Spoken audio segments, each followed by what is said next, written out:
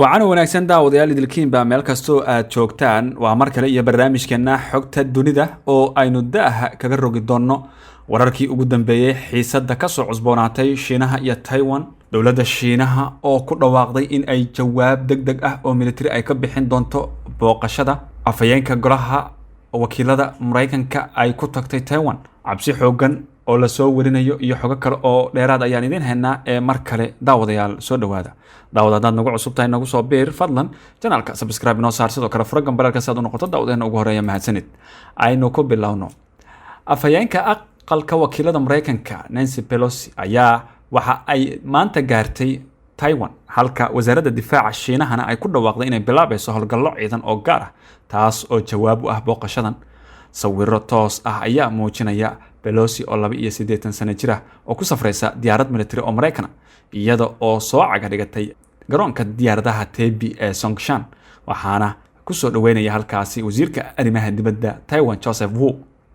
Pelosi iyo xubnaha wafdiga Congress-ka ayaa soo saaray bayaan ay ku yiraahdeen booqashadayada Taiwan waxa ay hoosta ka xariiqaysaa sida hagar la'aanta ah ee Washington ay uga go'an tahay taageerida dimuqraadiyadda Taiwan.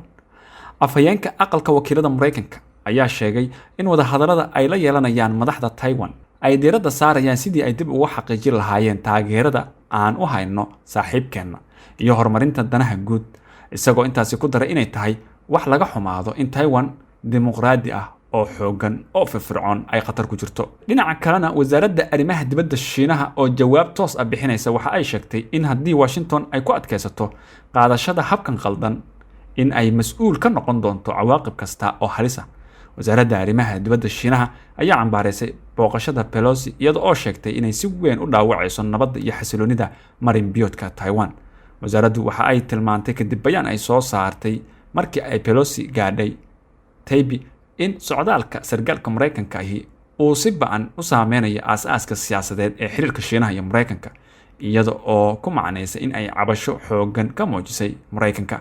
dhanka kalena wasaaradda difaaca Shiinaha ayaa ku dhawaaqday inay bilaabayso howlgal ciidan oo gaar ah taas oo jawaab u ah booqashadii Pelosi ee Taiwan.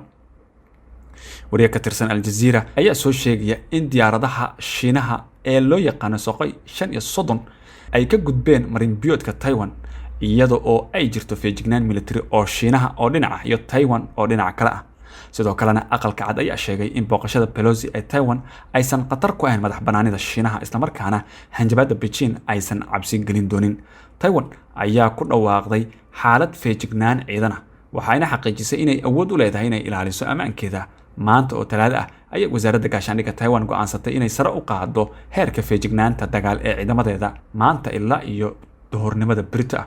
waxa ay leedahay go'aan kalsooni iyo karti aan ku sugi karno amniga qarankeena. wasaaraddu waxay intaasi ku dartay in ciidamadeedu ay si buuxda uga warhayaan dhaqdhaqaaqyada ka socda agagaarka Taiwan isla markaana la geyn doono si ay uga hortagaan wax kasta oo khatar ku ah cadowga iyada oo tix raacaysa dhaqdhaqaaqyada ciidamada Shiinaha ee cirka iyo badda.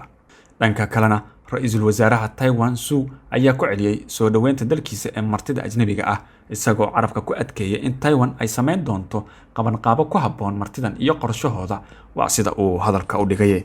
xilligan barnaamijkeenu duubeyno waxaa la leeyahay cabsi midii ugu darneyd ebed ayaa ka jirta gudaha Taiwan iyo sidoo kale dhanka marin biyoodka. maraakiibta dagaalka ee Shiinaha waa ay ruqaansadeen kuwa ilaalada ka haya ee Pelosi ee Mareykanka iyaguna waa ay soo ruqaansadeen halka Taiwan iyaduna feejignaan xoogan ay gelisay ciidamadeeda ammaanka ciidamada cirka dhulka iyo badda. sidoo kalena wararka waxa ay tilmaamayaan in seeriga digniinaha laga maqlayo dhowr magaalo oo ka tirsan Taiwan taas oo laga digayo khatarta xilli walba weerar in uu dhici karo. wixii ka dambeeyay markii diyaaradaha dagaalka ee Shiinaha la sheegay inay kasoo gudbeen marin biyoodka Taiwan waxaa bilowday durba digniino culus iyada oo dhowr diyaaradood oo kuwa dagaalka ah oo Taiwanana la sheegay in hawada sare la geliyay kuwaas oo laga gol leeyahay in lagu difaaco Taiwan. dhanka kalena 22 diyaaradood oo ay leedahay China ayaa dul heehaabaya hawada sare ee Taiwan taas oo muujinaysa cabsida dagaal ee xilli walba la filan karo. China waxa ay iclaaminaysaa inay sameyn doonaan dhoolatus ciidan oo muhiim ah iyo howlo tababar oo ay ku jiraan dhoolatusyada dabdamiska laga bilaabo Khamiista ilaa Axadda waxaana dhinac socda howlgallada weerarka ah.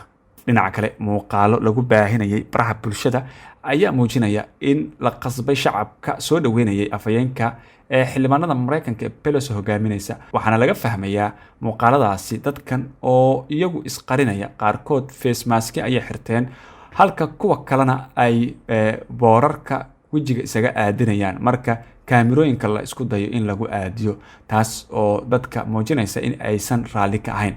sidoo kalena magaalooyin ka mid ah Taiwan waxaa laga soo sheegay in ay ka dhaceen dibadbaxyadaasi waxaa looga soo horjeedaa baa la leeyahay imaanshiyaha wafdiga Mareykanka ah, sababta ay tahay dadka Taiwan waxay ogyihiin awood ahaan in aanay isku dhigmin iyaga iyo sidoo kale wadanka Shiinaha. sidaas daraadeedna waxa ay doonayaan in sidooda nabad ay ugu noolaadaan, waayo haddii ciidamada Shiinaha weerar ay ku qaadaan Taiwan iska daaye, xitaa waxaa la leeyahay Mareykanka ayaa u babac dhigi karin.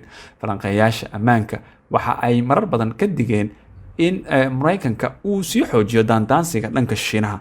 sababta ay tahay waxaa la leeyahay Shiinaha marka la fiiriyo awood ahaan ama la isku yimaado fagaaraha dagaalka aad ayay u dheereeyaan ciidamada Shiinaha. sidaas darteedna Mareykanka dan uguma jirto iyada oo dhanka Ukraine Ruushka dagaal uu ka wado in Shiinahana la dandaansado ama sidoo kale lagu qasbo sidii Ruushka loogu qasbay in uu Ukraine weeraro. dhinaca kalena khubarada ammaanka waxa ay sheegayaan in Shiinaha 48 saac oo kaliya uu ku qabsan karo guud ahaan Taiwan oo ah jasiirad yar. sidaas daraadeedna inta badan madaxda caalamka iyo khubarada waxa ay ka digeen in Shiinaha si toos ah loogu toosiyo inuu dagaal halkaasi ku qaado. taasi beddelkeedana Mareykanka waxaa loogu baaqay in uu ka shaqeeyo xasiloonida guud ee gobolka iyo saaxiibadiisa. intiinii xasuusatay xilliyadii ay bilaabanayeen dagaalka lagu qaaday wadanka Ukraine, ciidamada Ukraine waxaa hoosaasiyey oo gadaal ka soo istaagay Mareykanka oo xabadka u garaacday, isaga oo u sheegaya in Ruushka uu ka difaaci doono oo ciidamadiisa ay mar walba joogaan sidii ay u difaaci lahaayeen wadanka Ukraine oo hadalkii Mareykanka aamintay ayaa daandaansigeedii xoojisay. digniinihii Ruushka ka imaanayana waa ay ka dhaga fureysteen. taasina waxa ay keentay in ilaa iyo hadda askari Mareykan aanu cagta soo saarin dhulka Ukraine, horena uu sheegay in uu difaaci doono. Ukraine burburkii ugu xooganaa ayaa ku socdo, inta badan magaalooyinkii cagta ayuu Ruushka mariyay. si taa la mid ah Mareykanka maalmihii la soo dhaafay reer Taiwan waxa uu sheegay inuu isaga difaaci doono, ciidamadiisu ay difaaci doonaan oo Shiinaha aanu ka soo gudbi doonin dhanka xuduudaha. laakiinse waxaa la xusuustaa dhagartii Mareykanka uu u mareegay reer Ukraine. hase ahaatee Taiwan iyada oo taasi og ayaysan weli cashar ka baran oo Mareykanka ayay weli kalsooni kusii qabtaa.